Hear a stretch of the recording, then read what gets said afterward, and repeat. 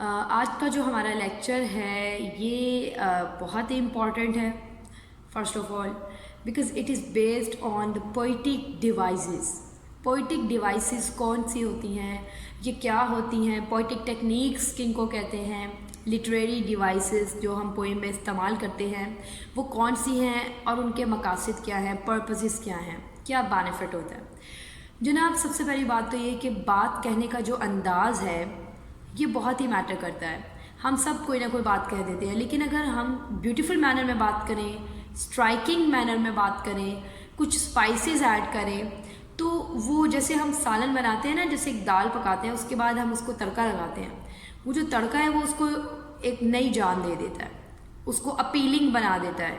हमारा दिल करता है जी, खुशबू चूँकि बड़ी ज़बरदस्त है, प्रेजेंटेशन बड़ी अच्छी है, तो फिर हम उसको ज़रूर खाना पसंद करेंगे। इसी तरह पोइम में अगर डिवाइसेस होती हैं, अगर इस तरह की पोइटिक टेक्निक्स होती हैं, कुछ टूल्स होते हैं, कुछ तरीक़ेकार होते हैं, अगर उनको अप्लाई किया जाए तो पोइट जो है वो रीडर्स का इंटरेस्ट गेन करता है, उनकी दाद भी वसूल करता है, और बहुत सी बातें जो अदरवाइज़ ठीक से समझा नहीं सकता वो इंतहाई शॉर्ट मैनर में कुछ पोइटिक डिवाइसेस और टूल्स को अप्लाई करते हुए वो अपनी बात रीडर्स को ज़्यादा बेहतर तरीके से समझा देता है।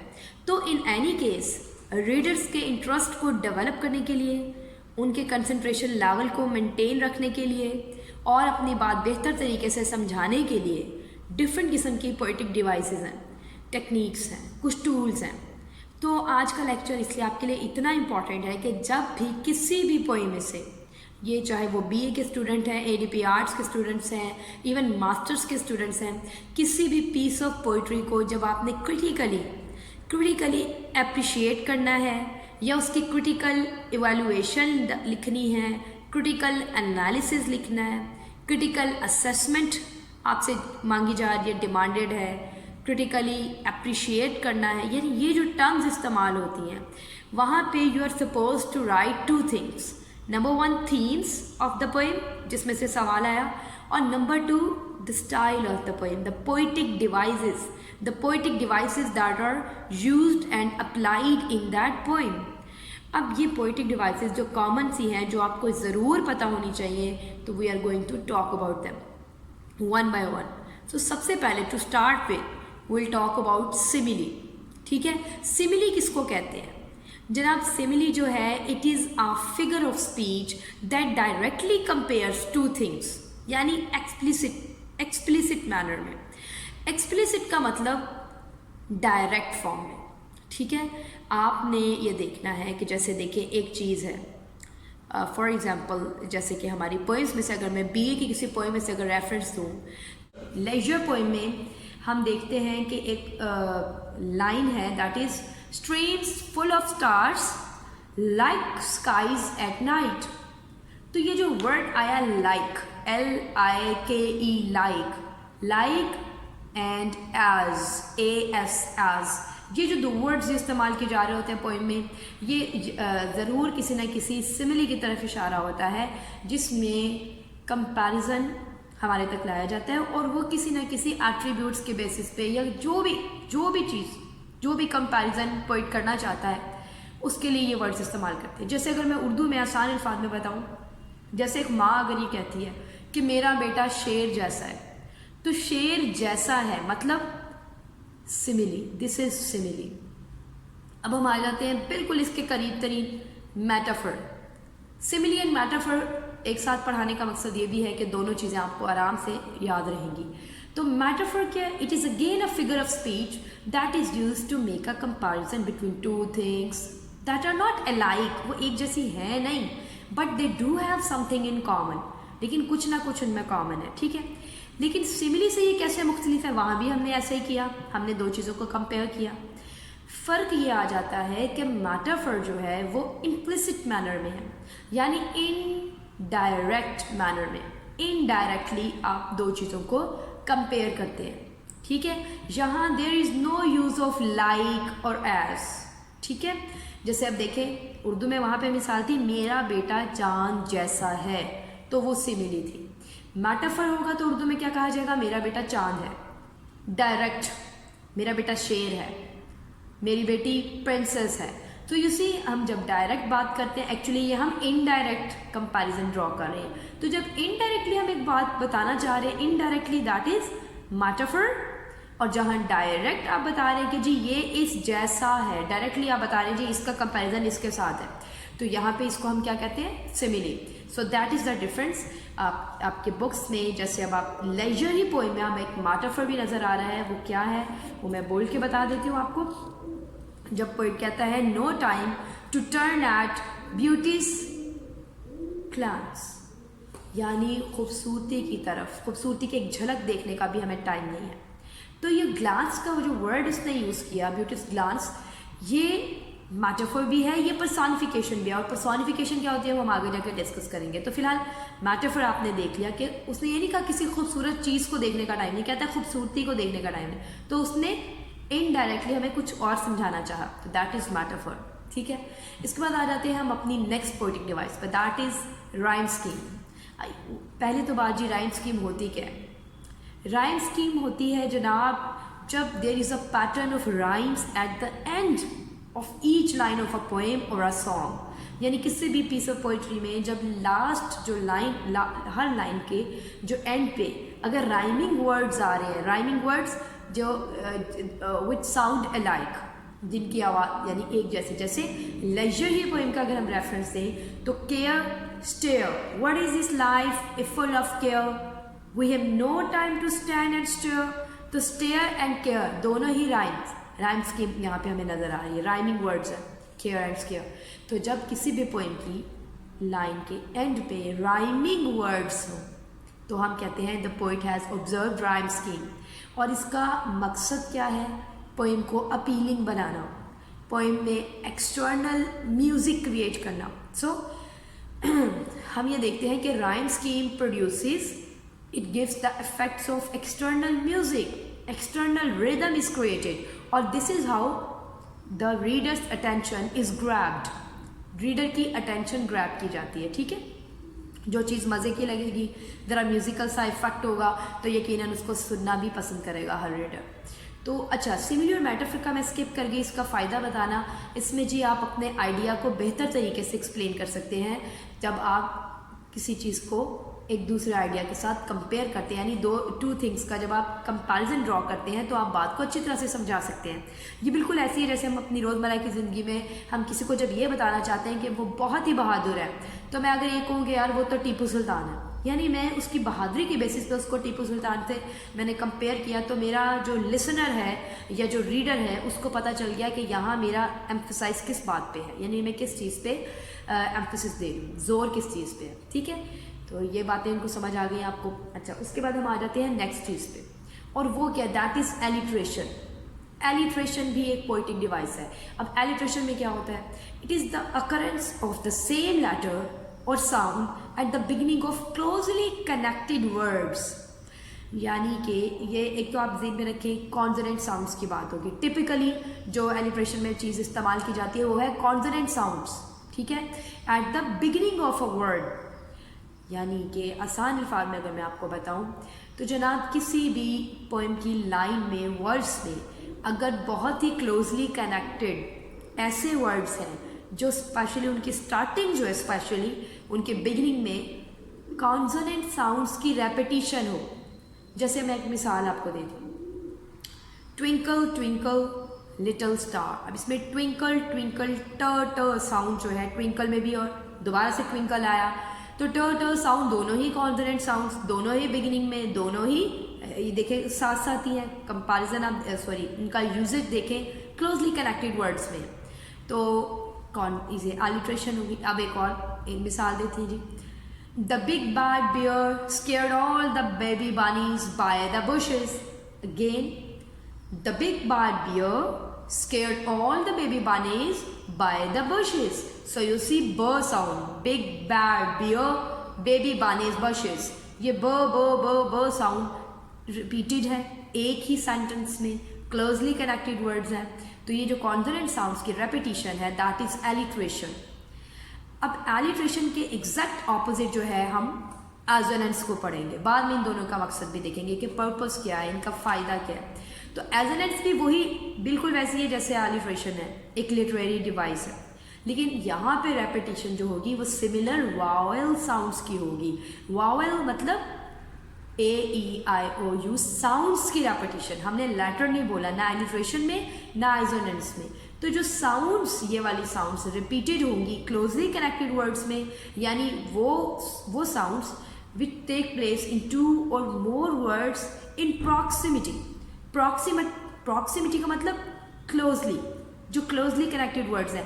फौरन ही, ये नहीं कि जी एक लाइन में, पोइम के एक लाइन में आप देखते हैं कि जी एक वर्ड है जिसमें वावल साउंड है स्टार्टिंग में या उसमें दरमियान में इस्तेमाल की गई, और उसके बाद दूसरी या तीसरी लाइन में उस तरह की एक साउंड आ रही है, तो आप कहें जी ये एजोनेंस है। नो, वो एक ही सेंटेंस में ही आपको वो हर एक दो वर्ड के बाद वो चीज़ विजिबल होती हुई नज़र आ रही है, वो साउंड ऑडिबल होती हुई नज़र आ रही है। जहाँ पे स्ट्रेस होगा तो आपको ये पता चलेगा कि that is assonance. So again, assonance is the repetition of same और similar vowel sounds within words, phrases और सेंटेंसेस। जबकि एलिट्रेशन में क्या होगा, वावल साउंड नहीं होगी, वावल साउंड नहीं बल्कि कॉन्सोनेंट साउंड्स की रेपिटेशन। अब इन दोनों का मकसद क्या है? दोनों का एक ही मकसद है, to create internal rhythm, to create internal music in the poem. जैसे if I say go slow over the road, so you see go o, slow o, over o, the road o, o o o o, assonance. तो जनाब इन दोनों का एक ही मकसद है, इन दोनों का मकसद है internal rhythm, internal music create करना। और यकीनन जब म्यूजिक क्रिएट होगा, जैसे राइम स्कीम अपीलिंग कर देती है पोएम को एक्सटर्नल रिदम से, इसी तरह alliteration assonance internal rhythm, internal music की मदद से पोएम को अपीलिंग करती हैं और अट्रैक्शन जो है रीडर की अट्रैक्शन गेन करने का, अटेंशन गेन करने का एक तरीका है। इसके बाद आ जाते हैं हम अपनी नेक्स्ट पोएटिक डिवाइस पर, that is hyperbole. Hyperbole, hyperbole क्या है जनाब? इट इज एग्जैजरेटेड स्टेटमेंट, ठीक है, not meant to be taken literally, यानी जो लिखा है उसको एज इट इज ना समझे, बस समझ जाए कि अगले ने थोड़ा मुबालगा आराई से काम लिया, यानी एग्जैजरेटेड फॉर्म में अपनी बात की। You may say that amplification of ideas या ओवर स्टेटमेंट, जैसे हम किसी बात को मुबालगा आराई से बयान करते हैं। जैसे देखो फॉर एग्जाम्पल, मुझे किताब अच्छी नहीं लगी और मैं कहती हूँ this is the worst book in the world, ये किसी ने चाय बनाई है मुझे अच्छी नहीं लगी, मैं कहूँगी the worst T I have ever taken. तो क्या ये वाकईतन बदतरीन किताब है या बदतरीन चाय है? नो, लिटरल मीनिंग ये नहीं है, लेकिन मैं जो एम्फेसाइज कर रही हूँ अपनी ओपिनियन पे, जो फोकस कर रही हूँ वो क्या है, ड्रामेटिक अंदाज में अपनी बात बताने के लिए कि ये मुझे अच्छी नहीं लगी, तो मैं हाइपरबोली का इस्तेमाल कर रही हूँ, एग्जैजरेटिव फॉर्म ऑफ राइटिंग, ठीक है। इसमें फॉर्म ऑफ स्पीच ऐसी है जिसमें एग्जैजरेशन इस्तेमाल है, मुबालगा एराई। जैसे for example if I say I am so hungry as I could eat a horse, इतनी भूखी हूँ घोड़ा खा सकती, मतलब कहने का इतना ज़्यादा खाना खा सकती हूँ, बहुत भूख लगी है। तो क्या लिटरल मीनिंग लेना चाहिए, क्या वाकईतन कोई घोड़ा खा सकता है? नो, इतना ज़्यादा गोश्त कोई नहीं खा सकता, कहने का मतलब बहुत ज़्यादा भूख है। तो हाइपरबोली से भी ये होता है कि पोइट्स जो हैं वो अपनी पोइम में एग्जैजरेशन लाने से, एग्जैजरेटिव मैनर में लिखकर बताना चाह रहे होते हैं कि वो कहना क्या चाह रहे हैं। पोएटिक डिवाइस है दैट इज सिंबल।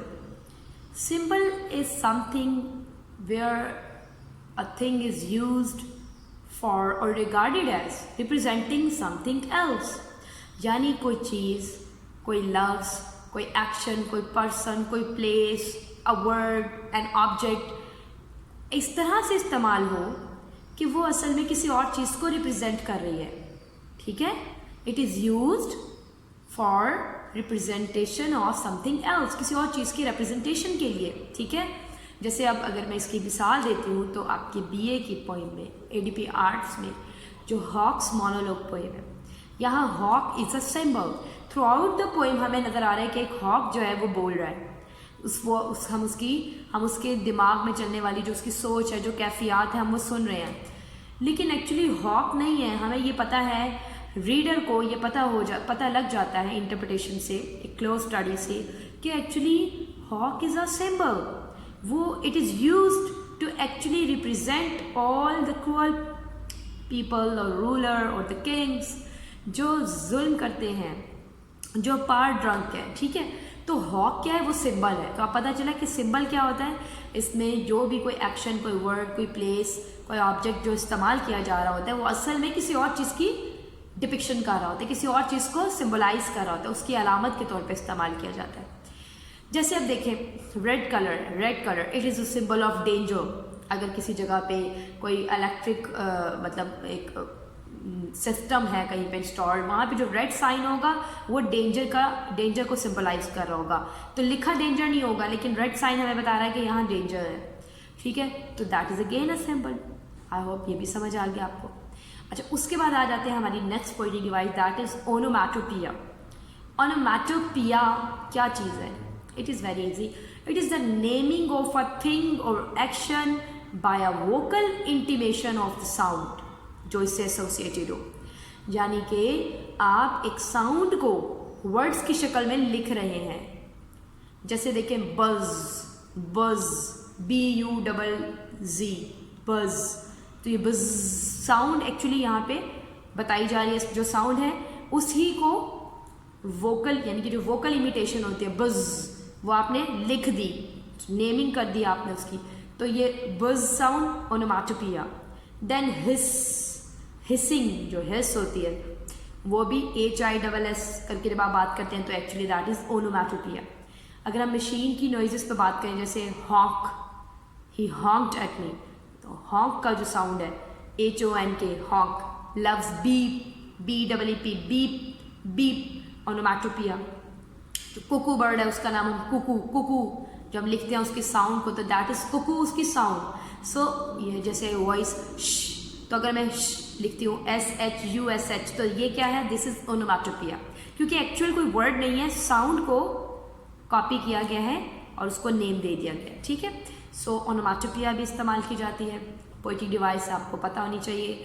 उसके बाद आ जाती है, अच्छा सिंबल का मकसद मैंने बता दिया, बात को बड़े बेहतरीन तरीके से नहीं बताया, चलिए मैं आपको बता देती हूँ कि सिंबल में हम क्या करते हैं, हम अपने आइडिया को बेहतर तरीके से रिप्रेजेंट करने के लिए और किसी को भी एनॉय किए बगैर। देखो हॉक्स मोनोलॉग में उसने टाइटल नहीं ये दिया, उसने ये नहीं कहा कि जी तमाम रूलर्स और किंग्स जो डिक्टेटर लाइक्स हैं, डिक्टेटरशिप से काम चलाते हैं, आमरीत शो करते हैं, नफ़रतें जाहिर करते हैं, जुल्म सितम करते हैं, उसने ऐसी कोई जालिम नहीं बात की। एक बर्ड का सिंबल इस्तेमाल करते हुए बात को इंतहाई ब्यूटीफुली एक्सप्लेन कर दिया, आइडिया हम तक पहुंचा दिया।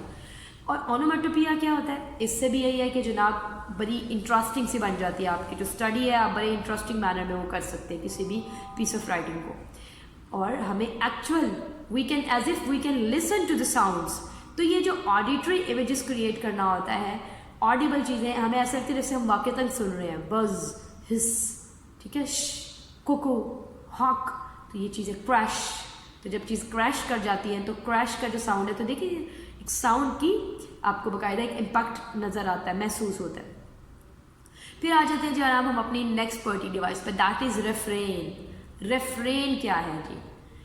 रेफ्रेन किसी भी फ्रेज, लाइन या ग्रुप ऑफ लाइन्स में जो रेपिटेशन ऑफ सर्टेन वर्ड्स है। यानी देखिए, इफ अ फ्रेज और अ लाइन और अ ग्रुप ऑफ लाइन्स, ठीक है, are repeated at intervals throughout a poem, मुसलसल पूरी पोइम में वक्फे वक्फे से कोई लफ्ज़, कोई दो चार अल्फाज या पूरी की पूरी लाइन रिपीट हुई है मुख्तलिफ जगहों पर, तो दैट इज़ रेफ्रेन, जिसको आसान अल्फाज में रेपिटेशन कहिए।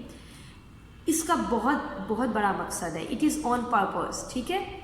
ज़्यादातर it is eight the end of the stanza, लेकिन ये कहीं पे भी हो सकती है। जैसे अगर हम आपकी पोइम लेजर में देखें तो एक line, we have no time to stand and stare, ये लाइन फर्स्ट स्टैंजा में आप देखते हैं स्टार्टिंग में भी है और बिल्कुल लास्ट लाइन भी यही है। ये पूरी की पूरी लाइन रिपीटेड है, तो दैट इज़ रेफ्रेन। इसके अलावा अगर हम चंक की बात करें, दो चार वर्ड्स की बात करें, तो जैसे इसी पोइम में लाइजर में ही, no time to see, no time to turn at, no time to, ये स्पेसिफिक वर्ड्स रिपीटेड हैं, रेफ्रेन। इसी तरह आपकी BA में ही एक पोइम है, that is one art. One art में एक line throughout the poem repeated है, रेफ्रेन है वहाँ। वो क्या है? The art of losing isn't hard to master. The art of losing isn't hard to master. ये जो लाइन्स रिपीटेड हैं, ये 2-4 वर्ड्स रिपीटेड हैं, ये भी ऑन पर्पस है। क्या मकसद है इनका? इनमें थीम छुपा हुआ होता है, जो हमारी पोइम का मेन आइडिया है ये वहाँ से रिप्रेजेंट किया जा रहा होता है। That is why the lines और those words are repeated throughout the poems as intervals, ताकि हमें वो चीज़ महसूस हो कि हमारा फोकस बार बार किस तरफ लेके जाया जा रहा है, हमें क्या समझाया जा रहा है। तो रेफ्रेन का मकसद क्या है? With the help of repetition idea को प्रॉपरली कन्वे करना, मेन आइडिया मेन थीम हम तक पहुँचाना। अब आ जाते हैं जनाब हम अपने नेक्स्ट पोएटिक डिवाइस पर, that is personification and pathetic fallacy. ये दोनों हम साथ साथ करेंगे, personification and pathetic fallacy. Personification and pathetic fallacy are almost similar, थोड़ा सा डिफरेंस है। दोनों में ही लिविंग बींग्स के attributes, traits, qualities, characteristics non living things को दिए जाते हैं। यानी कि non living things are presented as if they have human traits, human qualities, जैसे कि उनके emotions, desires, sensations, gestures, speech, and it is done by way of a metaphor.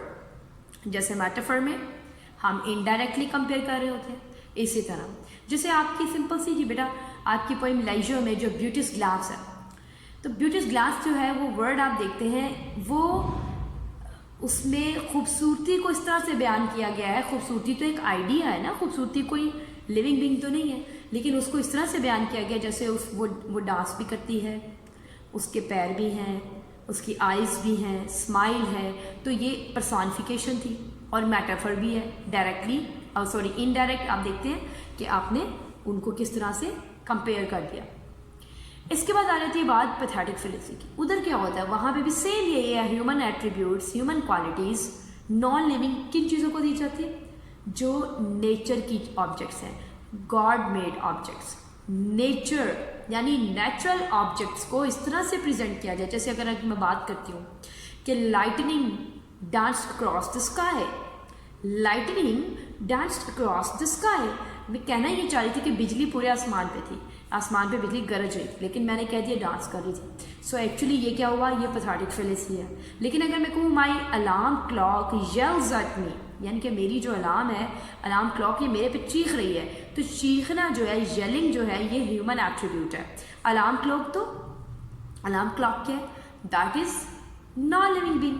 तो अब फ़र्क महसूस हुआ आपको कि पैथेटिक फेलेसी क्या है, पर्सोनिफिकेशन क्या है। दोनों में ही नॉन लिविंग थिंग्स को इस तरह से प्रेजेंट किया जाएगा जैसे कि वो लिविंग बीइंग्स हैं।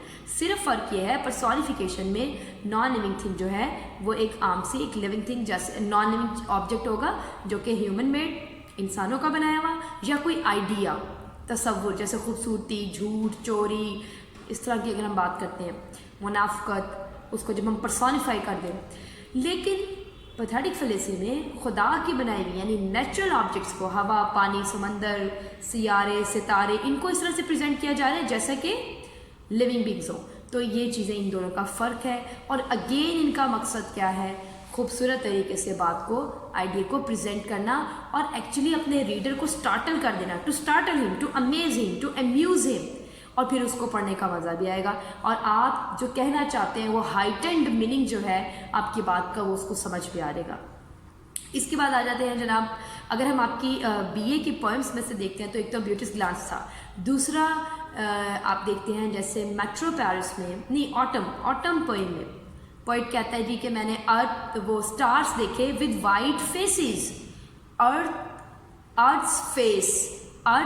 फेस। ये हॉक्स मोनोलॉग में टर्म यूज़ हुआ कि जी ज़मीन का जो चेहरा, वो हॉक कहता है कि मेरी तरफ इसलिए है ताकि मैं उसकी इंस्पेक्शन कर सकूं, इन्वेस्टिगेट कर सकूं। तो ये ज़मीन का चेहरा, फेस तो ह्यूमन बीइंग्स का होता है, ये भी पैथेटिक फेलेसी। इसके अलावा हमारी पोएम ऑटम में जब पोइट कहता है कि उसने स्टार्स, विस्टफुल स्टार्स को देखा जो कि विद वाइट फेसेस, तो फेसेस अगेन स्टार्स के नहीं होते, जानदारों के होते हैं, तो अगेन पैथेटिक फेलेसी हो गई। इस तरह हमारी बहुत सी पोएम्स में ये चीज़ है।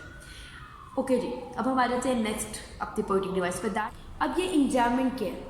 It is a poetic term that is used for the continuation of a sentence और a phrase from one line of poetry to the next. यानी कि एक ऐसी मतलब एक आप कह दें एक पॉइंट आता है जहाँ पे the reader is carried smoothly and swiftly without punctuation at the line break from one line to the next. यानी कि जो आइडिया है, the idea of the first line will be lingering on the next line. Idea must be running, so that is why we call it run on line के idea एक line से होता हुआ दूसरी line तक जाता है, and without reading the next line you are unable to comprehend just anything about the first line. और कोई पंक्चुएशन मार्क्स और जो जनरली इसमें कोई इंटरप्शन नहीं होगी, ठीक है, कोई लाइन ब्रेक नहीं होगा वहाँ पे। तो इसका क्या मकसद है? In this way the speed of the rhythm is increased। यानी पोइट ये इस्तेमाल क्यों करते हैं, ये रन ऑन लाइन क्यों इस्तेमाल करते हैं? This speed up the rhythm of the line, this speed up the rhythm of the poem. यानी म्यूज़िक जो एक थॉट्स का भी तो एक म्यूज़िक होता है ना, ख्यालात एक के बाद एक आ रहे, यानी एक के बाद एक के बाद एक। तो ख्यालात में कॉन्टिन्यूएशन जो है उसको तेज़ कर देना ताकि एक रिदम डेवलप हो और रीडर किसी सूरत भी उसकी जो इमेजिनेशन है वो कहीं और ना मूव कर जाए, वो कहीं डिस्ट्रैक्ट ना हो जाए। तो तेज़ी से आपको एक लाइन के बाद दूसरी लाइन पढ़नी ही पड़ती है इन एनी केस, बिकॉज अगर आप फर्स्ट लाइन पे किसी सूरत भी रुकना चाहते भी हैं तो you would be startled as a reader, you would not be able to understand the meaning and to complete the idea you are supposed to go through the next line। तो एक लाइन से दूसरी line में जब एक idea complete हो रहा होता है तो दैट इज़ कॉल्ड इंजॉयमेंट, ठीक है। तो इंजॉयमेंट भी हमारी पोइट्री में अक्सर जगह पे आपने देखा होगा, अक्सर पोइम्स में है, जिसमें आप देखें जैसे न्यू ईयर रेजोल्यूशंस है, वहाँ पे वो पोइटस क्या कहती है, वो कहती है twice daily, remember twice daily. तो you are suppose to go through the next line as soon as possible. कि वो क्या याद रखना चाहती है? रिमेंबर, याद रखूंगी दिन में 2 मरतबा, क्या you are suppose to go through the third line. और वो कहती है मैं याद रखूंगी कि हु एम आई, मैं हूँ कौन, मेरी औकात क्या है। तो ये रन ऑन लाइन होता है, ठीक है, ये स्पीड अप कर देता है रिदम को। सो आइडिया एक लाइन से दूसरी लाइन तक जब जाकर मुकम्मल होता है तो दैट इज एंजॉयमेंट। तो ये थी हमारी एक और पोइटिक डिवाइस। इसके बाद हम आ जाते हैं अपनी नेक्स्ट पोइटिक डिवाइस पे, दैट इज सीज़्यूरा। सीज़्यूरा, तो सीज़्यूरा क्या है? सीज़्यूरा इज अ स्ट्रॉन्ग स्टॉप और पॉज इन अ लाइन, ठीक है।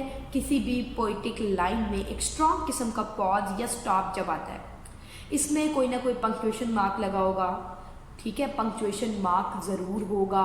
अब मैं आपको बताती हूँ, देखें, या इसमें कोई ग्रामेटिक बाउंड्री होगी। अब ग्रामेटिक बाउंड्री किसको कहते हैं? It is indicated by a punctuation mark, जैसे कि comma, full stop, colon, semi colon और अ डैश। यानी कोई ना कोई इस तरह की पंक्चुएशन मार्क लगा होगा जिससे आपको you are suppose to take a pause. यानी ये सीज़्यूरा क्यों इस्तेमाल किया जाता है, इसकी वजह क्या है, ठीक है।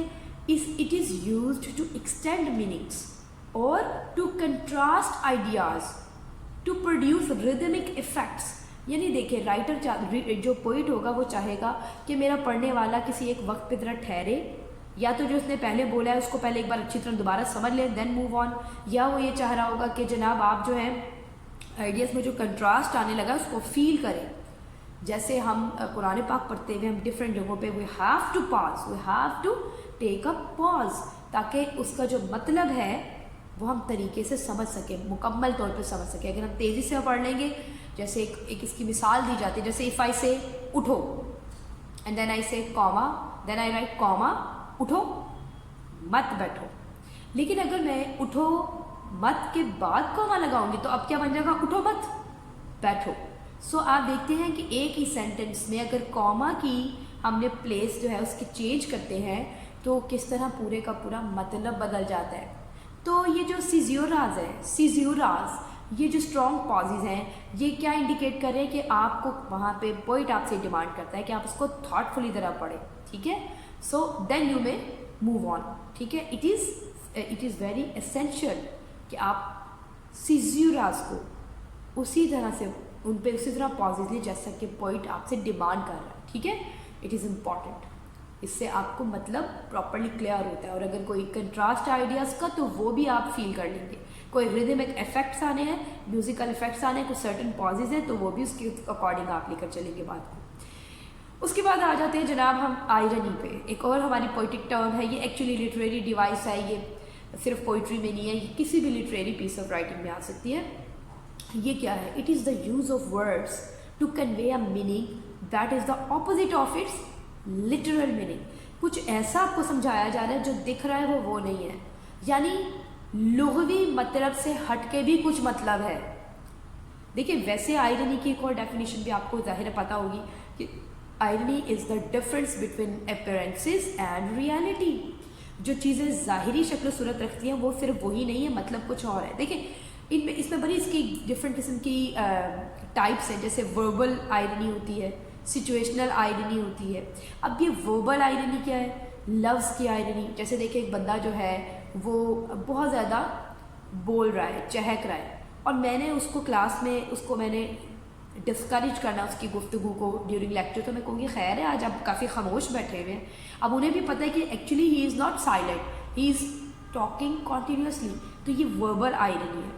ठीक है, वर्बल। जैसे द किलर्स शॉर्ट स्टोरी में हम देखते हैं कि उनको ब्राइट बॉयज़ कह रहे हैं। किलर्स एलन मैक्स जो है वहाँ के स्टाफ मेंबर्स को ब्राइट बॉयज़ कह रहे हैं, तो वो उनको तंज कर रहे हैं। That is verbal irony.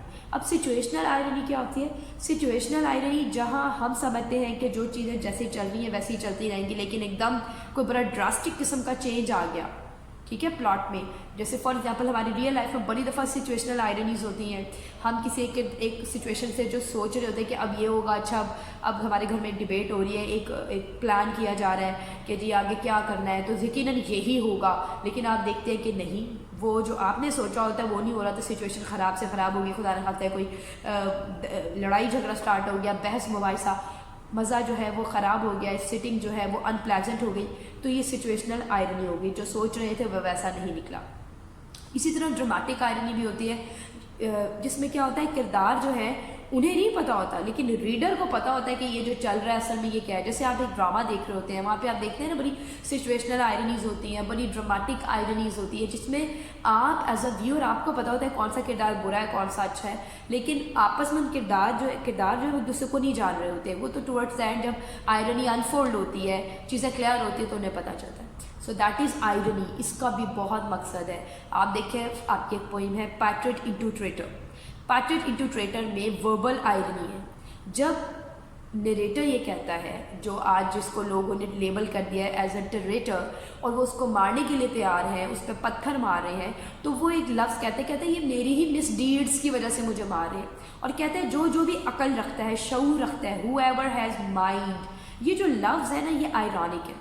ठीक है, ये बड़े आयरॉनिक वर्ड है, क्योंकि असल में ये इनका मतलब नहीं है, वो तंज कर रहा है, दुख के आलम में वो तंज कर रहा है कि ये बहुत शऊर रखने वाले लोग हैं ना, बड़े आकिल लोग हैं जो मुझ पे पत्थर बरसा रहे हैं मेरे करतूतों की वजह से, हालांकि उसने कोई करतूत नहीं किए। तो ये आपने देख लिया आयरनी क्या होती है। इसके बाद आ जाते हैं जनाब हम डिक्शन पे। डिक्शन क्या है? डिक्शन, जिसको हम फ्रेजियोलॉजी भी कहते हैं, phraseology, it is the choice and use of words and phrases in a speech और अ राइटिंग। यानी it is the selection of words, किस किस्म के अल्फाज इस्तेमाल किए हैं पोइट ने। क्या वो बड़े एक ऑर्नेटेड स्टाइल में बात कर रहा है, यानी अल्फाज ऐसे हैं जो एक आम इंसान फ़ौरन से पढ़ के समझ नहीं सकता। अब लेजर पोएम में आप देखते हैं तो डिक्शन इंतहाई सिंपल है, ऐसे वर्ड्स इस्तेमाल किए गए, चॉइस ऑफ वर्ड्स ऐसी है जो इजीली आपको हर चीज़ समझ में आ रही है। ठीक है, आपको उसके लिए बड़ा कोई डेप्थ में स्टडी नहीं करना पड़ता। लेकिन कुछ पोइम्स जैसे पैट्रियट इनटू ट्रेटर में देखें, डिक्शन जो बड़ी सिंबॉलिक है, आयरॉनिक है, यहाँ कुछ ऐसे वर्ड्स हैं जिन्हें समझने के लिए, और टुवर्ड्स द एंड तो बड़ी थॉटफुल सी डिक्शन है। तो कुछ ऐसी चॉइस ऑफ वर्ड्स होती है जो हमें ज़रा मुश्किल में भी डाल देती है, कॉम्प्लिकेटेड सी डिक्शन होती है। तो ये आपको पता होना चाहिए कि डिक्शन क्या है, कैसी है। ठीक है, फ्रेजियोलॉजी किस टाइप की है, यूज़ ऑफ वर्ड्स सिंपल है या कॉम्प्लिकेटेड है। ठीक है, कम्प्लेक्स वर्ड्स हैं यानी। उसके बाद जनाब हमारी नेक्स्ट पोइटिक डिवाइस जो है दैट इज़ टोन। अब ये जो टोन है ये क्या है? ये भी चॉइस ऑफ वर्ड्स के थ्रू ही एग्जिबिट की जा रही होती है। टोन और मूड दोनों ही ऐसे लिटरेरी एलिमेंट्स हैं जो हमें हेल्प करते हैं कि जो यानी कि एक्चुअली पोइट को हेल्प कर रहे होते हैं to create the main idea of a story. ठीक है। मूड क्या होता है? Mood is the atmosphere, story या किसी भी पोइम में जो एटमॉस्फेयर क्रिएट किया जा रहा होता है। और टोन क्या होती है? Tone is the poets attitude towards the topic. क्या वो सैड है? क्या टोन मेलनकॉलिक सी है, डिजेक्टेड टोन है, या टोन में जॉय है, जॉयस टोन है? जैसे पैटर इंटरप्रेटर में देखें तो स्टार्टिंग होती है तो बड़ी आपको मर्दफुल सा एक सिनेरियो नज़र आ रहा है, फुल ऑफ जॉयस, तो टोन भी बड़ी उसी लिहाज से डेकोरेटिव सी टोन है, बड़ी it was roses roses all the way, nostalgic सा है। लेकिन अभी हमें नहीं पता, हम तो आगे जाके देखते हैं कि अच्छा ये नॉस्टैल्जिक फील कर रहा है वो, तो वो स्टार्टिंग में जो पिछले साल के बारे में याद करता है कि मुझ पर फूल बरसाए जा रहे हैं, वहाँ टोन में जॉयस है। जैसे ही वो कहते हैं अल्लाह, अफसोस, अफसोस, उसके बाद टोन बिल्कुल मेलनकॉलिक से, टोन में ही आयरनी महसूस हुई हमें, ठीक है। तो मूड और जो टोन ऑफ द पोएम है ये हमें बताती है कि आइडिया क्या है और किस किस्म का एटमॉस्फेयर है, ठीक है। जैसे लेजर पोएम में टोन सैड है, the poet is sad about the fact that we have no time to relish nature and its beauty, ठीक है। इन दोनों को हमें कैसे पता चलता है टोन कैसी है, मूड कैसी है? We can identify both of these by looking at the setting, the characters, the details and the word choices, ठीक है। उसके बाद आ जाते हैं जी हमारी इमेजरी पे। इमेजरी क्या है? It is yet another poetic device. Imagery is language that is used by poets, novelist and other writers to create images. हमारे माइंड में, रीडर के माइंड में इमेजेस क्रिएट करने के लिए, जैसे कि वर्ड से पता चल रहा है इमेजरी। इमेजरी में क्या होता है? It includes figurative and metaphorical language. Metaphor हमने पहले बताया, और फिगरेटिव लैंग्वेज। अब फिगरेटिव लैंग्वेज की एग्जांपल बिल्कुल मेटाफर्स हों, जहाँ पे सिमिलीज हो, पर्सोनिफिकेशन हो, हाइपोबली हो, सिंबलिज्म हो, सिंबल क्रिएट हो, इस लैंग्वेज को कहते हैं फिगरेटिव लैंग्वेज। ऐसी लैंग्वेज को इस्तेमाल करके इमेज क्रिएट किया जाता है, जैसे कि हमने देखा हमारी पोएम फॉग में, ऑटम में, मेट्रो पेरिस में इमेजेस क्रिएट किए गए हमारे जहन में। सो आपको इससे पता चला इमेजरी का क्या फ़ायदा है। अगेन अपने बात को खूबसूरत अंदाज में, बड़े ही इम्प्रेसिव मैनर में जब रीडर तक पहुंचाना हो और उसके ख्यालात को क्लियर करना हो कि आप कहना क्या चाह रहे हैं, तो वो जो इमेज क्रिएट किया जा रहा होता है उससे हमारा इंटरेस्ट भी डेवलप होता है और आइडिया हमें बेहतर तरीके से समझ भी आता है। तो यहाँ तक हमारी जो है पोएटिक डिवाइसेस आज वाइंड अप हुई।